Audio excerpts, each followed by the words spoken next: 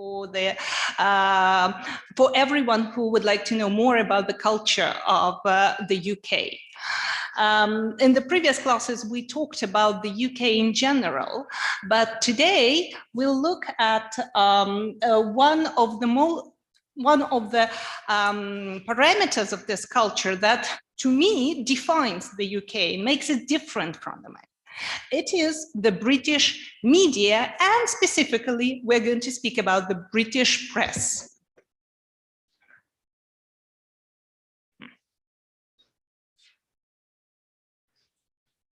Somehow doesn't work. No? Yeah. Okay. So I think you have often seen it in some movies, or maybe in read about it in the books, that the British people like to read newspapers, especially in the morning. What could be more British than a cup of morning tea or coffee and reading a fresh newspaper? Have you seen something like this in movies? Yeah? Actually, it's not only the fantasy of the movie makers. It really does happen. I mean, in every cafe, in every pub in the UK, in many hotels, you will always find free copies of today's newspapers, because the British still, even today, they love to read, to get their news from newspapers. The picture of people traveling to work in the morning and reading a newspaper is a very, very common sight in the UK. For example, here you can have a look, just a random picture of people on London Underground reading their newspapers. And it's not surprising, actually, because Britain can be considered the motherland of the press. Yeah, it was it was the first country where newspapers in the form as we know them today appeared. And it is the country where the power of the press is still is felt very, very acutely.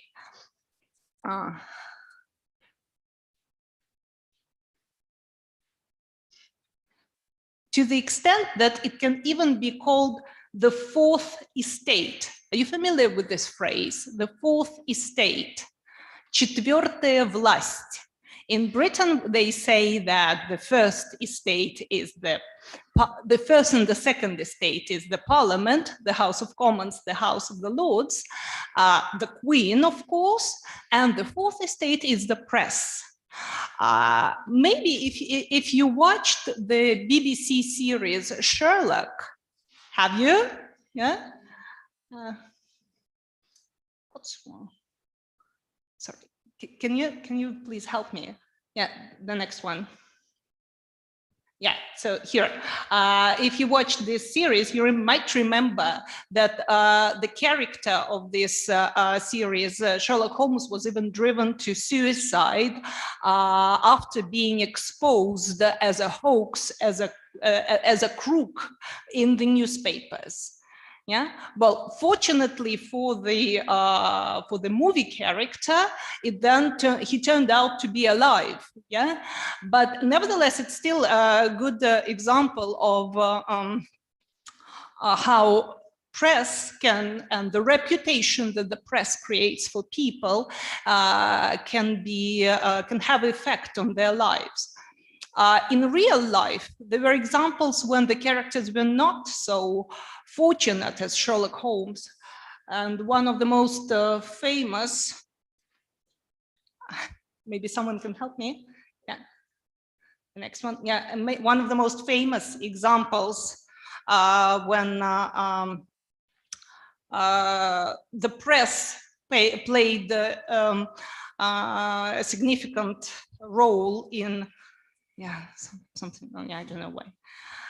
Well, the press played an important role in the life of a person was Princess Diana. Many people are familiar with her story when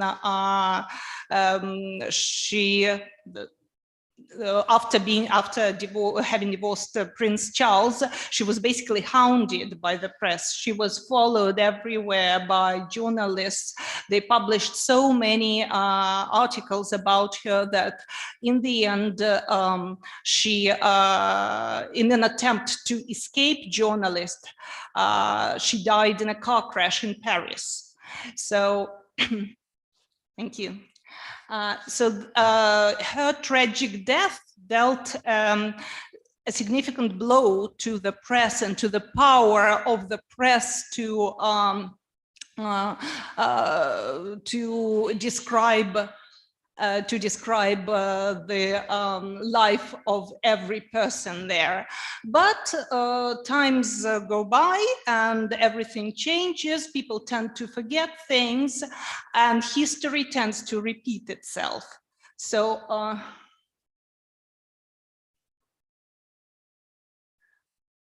20 years later, basically just very recently, we have witnessed another story when the press again exercised an important power over the lives of another member of a British royal family. If you look at this picture, you might recognize Diana's son, Harry, and his wife. So after having married this American actress, Meghan Markle, these younger members of the royal family also felt a lot of interest and not very positive interest from the press, to the extent that they decided to step down from the royal family. Maybe you have heard about it. The journalists, they labeled this event as a Megxit, yeah, similar to the infamous Brexit. Yeah, so Harry and Meghan decided to leave the press, the crown. Not only such important figures in the society as princes and princesses can be scrupulously examined by the press. And many public figures and even everyday laymen in the society have attracted the interests of the press. And that wasn't a clear example of how the press can exercise their power over people's life. So the fourth estate, that's how it is often referred to in Britain.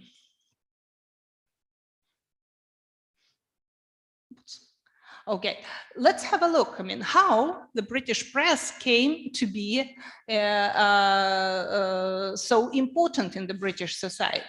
Well, probably the secret lies in the fact that it is very old. The history of the British press goes back, first of all, to the 1476. That was when William Caxton set up the first English printing press in London, in Westminster. So the first printing press, not only the books started being printed, but also those short papers on which news of the current times, of the current situation in London were also printed. That's how the word newspaper appeared. Yeah, so it were papers on which news were printed. Well, in those days, of course, not many people could read them. They still relied more on people shouting out news. But later on, the tradition still survived, and later on, more and more people could read them. So finally, so you see the first newsletter, such short paper, which was printed regularly, appeared as early as in 1549. And in 1622, it wasn't already just one sheet of paper on which news were printed. It was more like a collection of these papers, and much closer to what we know today as the newspaper format.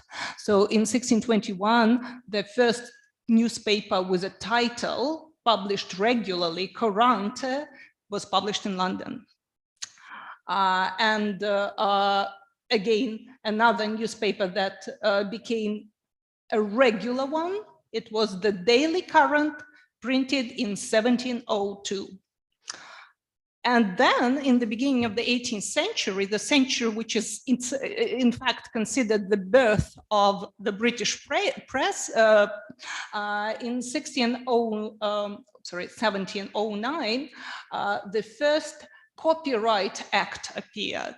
So the beginning of the copyright law, can you imagine it? That was at the very beginning of the 18th century. And also in this year, the first newspaper, which is still survived, which is still printed today, started its regular publication. Another important dates in the history of the British press are 1788. That's when the Daily Universal Register, another newspaper, changed its name, and it became known as the Times. Again, any person who ever read or heard something about Britain probably heard about the newspaper The Times. So at one point considered probably the most influential and the most important paper in Britain. So you see the date of its appearance is 1788. By the end of the second part of the 19th century, a press association and news agency was set up. So there were many, many newspapers by this time in Britain published, and they required some kind of a source to supply news to them. Nowadays, we have a variety of news agencies across the world, but they all started with this press association in Britain in 1868. And this short overview of British history would not be complete without the date of 1907, the National Union of Journalists. If you're not familiar with the meaning of the word union as профсоюз, профессиональный союз, the first national union of journalists was founded. So that meant that journalism and journalists were recognized as a separate and a serious profession, so that the rights of workers working in this industry should be protected. So a brief overview of the history of British press. And now let's look at what makes up the body of the British press today. Could we have a next slide? Okay, but before we look at the newspapers themselves, let's have a look at this wonderful, very beautiful indeed, street in London, leading to it's very close to the St. Paul's Cathedral, which is called Fleet Street. Back in the 18th and the 19th century, Fleet Street in the very center of London was the place where most newspapers were published. I mean, the offices, not only of journalists, but also the printing offices of those newspapers in this street.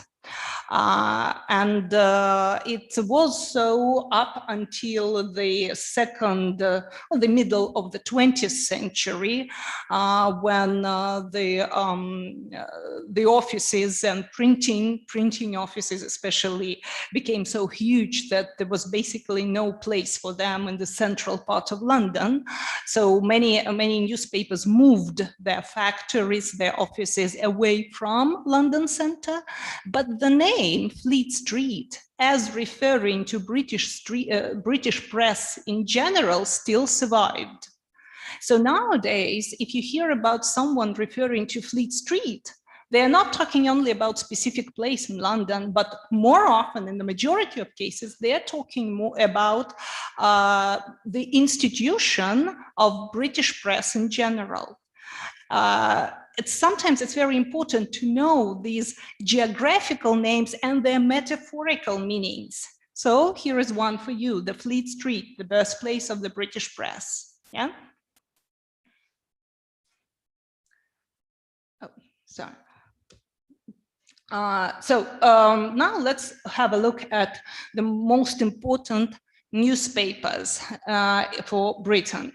We'll have already mentioned the Times, one of the oldest newspaper in the UK, and it also has its Sunday supplementary, the Sunday Times. And you see, it began its publication in 1785. In the 19th century, it was considered the most prestigious, the most important newspaper. It published news about the most important events that happened in the country. But certainly they were more of interest for the higher societies and more educated classes. Common people who often didn't have very profound education and probably couldn't read on difficult subjects, they wanted to have their own press, but closer to their interests. That's how other newspapers started to appear. And in the middle, closer to the end of the 19th century, another newspaper that is still published today and is considered one of the most famous in Britain appeared. It is the Daily Mail. Yeah, and it became a newspaper for the lower middle class readers who already had education, who were literate enough to read, who had enough money to buy newspapers every day, but were interested in more down-to-earth stuff. Surprisingly, this distinction of serious newspapers and the newspapers about everyday life, it still persists today. And we know it nowadays as a distinction between broadsheets and tabloids. Probably you heard the word tabloids. We have a similar word in Russian nowadays. But what about broadsheets? Anyone knows what a broadsheet is? Well, a broadsheet is another name for a quality newspaper or a, so to say, serious newspaper. It is called so because originally they were printed on a rather large pieces of paper, yeah, sheets of paper, broad, широкие, and they still are. They still have larger format than tabloids or popular newspapers.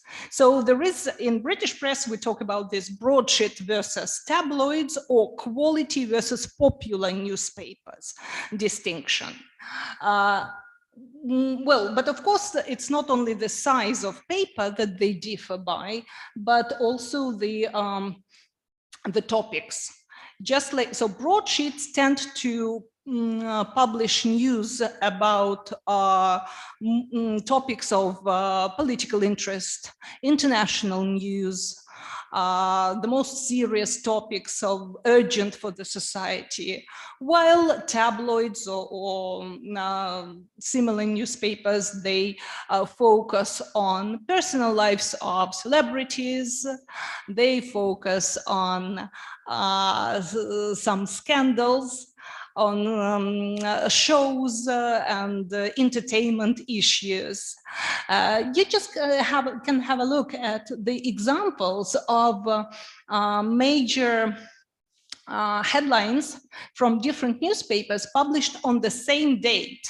It was rather long time ago, in 2008, but still you can notice that while such newspapers as, for example, The Times talks about cancer drug that could save lives of many people a year, and that's one of their major headlines on that day. The newspaper like The Guardian talks about a criminal, well, war criminal, Karadzic, being arrested, and so you see international news about what is happening in other countries. There are other types of headlines presented, for example, by The Sun. peaches in drugs overdose. So probably some scandal which involves the overuse of drugs, yeah, by famous people or something.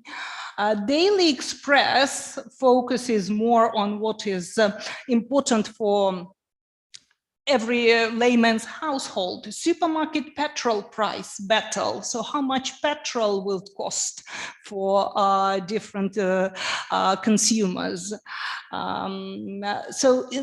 You can clearly notice the difference in what is the scope of each type of this newspaper. So the first newspapers that I mentioned now, like the Times, the Guardian, the Independent, the Daily Telegraph, these belong to the category of broadsheets or that quality press. While the Daily Mail, Daily Express, The Sun, Daily Mirror, Daily Star, those are some of the most popular tabloids in Britain. Okay. In this diagram, we can have a look at which newspapers have the most audience in Britain. I have just mentioned the serious newspapers. Can you find them on this diagram? Do they have many readers? Unfortunately, the humans are everywhere humans. Yeah, so people are much more interested in entertainment and not serious stuff than serious political news. So that's why you can see here that most quality newspapers, in fact, don't have a large audience, while such newspapers as Daily Mail, The Sun, Daily Mirror, they have most readers. Well, there is another very large share here, this green piece of cake, you see, which is the Metro. Well, no surprise that this newspaper is so popular, because in fact, it's often distributed for free in the Metro. Okay, so, but it's still it's just a regular tabloid newspaper.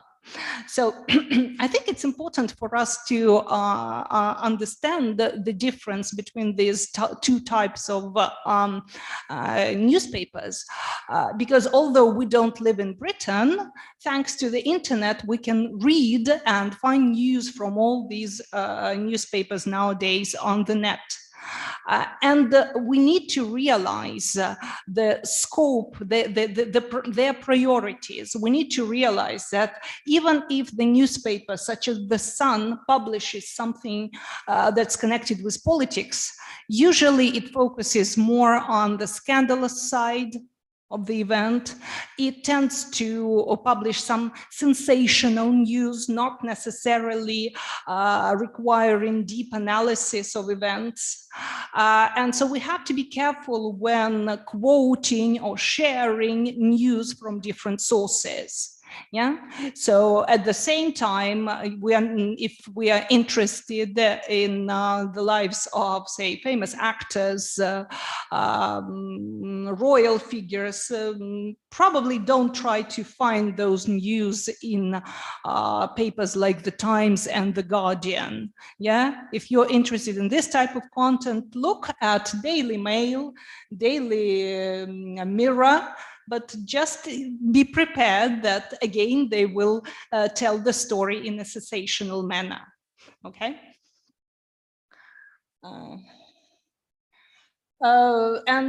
This interest in different types of topics has also some generational background. If you look at this diagram, you'll see that the average age of, for example, the readers of The Guardian is much younger than the average age of people who read about those down-to-earth things. So you'll see the Daily Mail average age is 58. And for papers like The Independent and The Guardian, which publish a lot of articles about international situations, about social issues, the average age is much lower, 43 and 44. There is an interesting figure here. You see this letter I think it's not a typo. I haven't forgotten to publish other. That's an interesting newspaper which is published totally online. It is like a digest of main articles published in the Independent. So you can find them under this I letter. It's an online newspaper. Okay. Okay. Well, of course, nowadays, with the development of other media, it's not only the newspapers where the British get their news from. You can see that many newspapers have developed online supplements, sometimes even independent sites. Nowadays, they often have a social media platform. That's why, in fact, we, being in Russia, can access, if we're interested in the British life, we can access all those news thanks to the internet. And you can even see that in the majority of cases, well, not in the majority, but in many cases, there are some more readers of the online editions than of the printed paper. Especially if we have a look at this, if we combine the purple and the dark rose figures, yeah, which represent people, both online and digital editions. So as I said, many people prefer to get their news online nowadays. As for other media that I mentioned, here we can have a look at probably one of the most popular sources of information. It is the BBC, the British Broadcasting Corporation, which has several TV and radio channels, and BBC One, their main TV channel, being the most popular one. Yeah, but the second one, interestingly, if BBC is owned by the British state, the British government, the second channel is totally a private one, and it is called ITV, which was originally independent television. Yeah, so it is the second most popular source of media in Britain. Radio channels are still popular, so you'll find BBC Radio 1, Radio 2, so Radio 4, all of those, and the newspapers as well. So,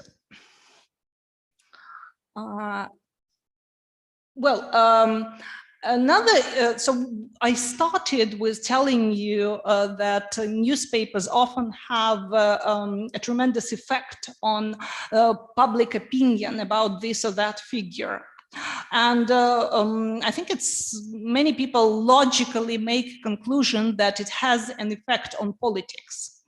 Well, newspapers do have, of course, effect on politics, but not in the sense that we tend to think. Unlike, for example, American press, which is very often clearly associated with political parties, British press is not political. So there is no political party that owns a newspaper in Britain. Probably one of the exceptions to this rule was a newspaper which was associated with the Communist Party of Britain. It is still published, but it's not very popular, I should say. Well, so no political party owns a newspaper, but newspapers can have their political preferences. So business owners, the owners of corporations that publish those newspapers, may prefer this or that political affiliation. And among such affiliations, the Times, for example, is considered as supportive of the Conservative Party, the party that rules in Britain at the moment. The Prime Minister of Britain is a member of Conservative Party. While, for example, such newspapers as The Guardian or The Independent, they are considered as supporters of the Liberal Democrats for The Independent and of the Labour Party for The Guardian newspaper. So again, while politics cannot influence the freedom of the press in Britain, newspapers, by supporting this or that political party and their values, can influence politics. They can support and they can even foster different political views by publishing articles on those topics. Here on this slide, you can have a look at a humorous quotation. Humor and sarcasm being also very British value. We'll talk about it later in our classes. This is a humorous quotation from a once very famous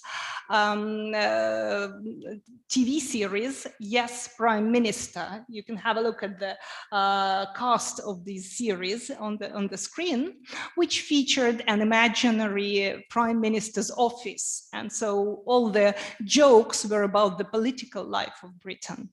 And it pretty much sums up the political interests of readers and the political views of different newspapers in Britain. You see, one of the characters says, "I know exactly who reads the papers. The Daily Mirror is read by people who think they run the country. The Guardian is read by people who think they ought to run the country. The Times is read by people who actually do run the country, especially now. The Daily Mail is read by the wives of the people who run the country. The Financial Times is read by people who own the country. The Morning Star is read by people who think the country ought to be run by another country." Morning Star was the the newspaper of the Communist Party of Britain. The Daily Telegraph is read by people who think it is run by another. Daily Telegraph is one of the tabloid. It's actually in the middle. It's a sort of neutral tabloid. And then finally says, what about people who read the Sun? Well, Sun readers don't care who run the country as long as she's got big, tits. So, which pretty much sums up that this is the most sensational and unfortunately one of the most popular newspapers in Britain. Yeah. So, of course, it was a joke, but it pretty much summarizes the real interests and political affiliations of the readers of those newspapers.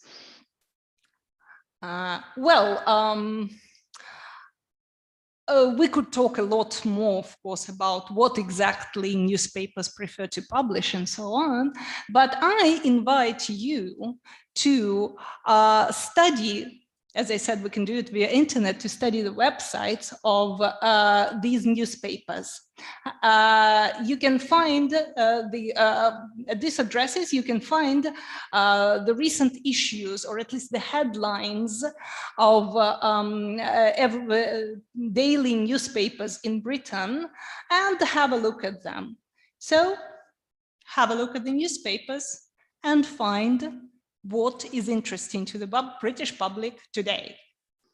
Thank you for your attention. Any questions? No questions. Okay. Well, then next time we'll talk a bit more about the British press. Okay.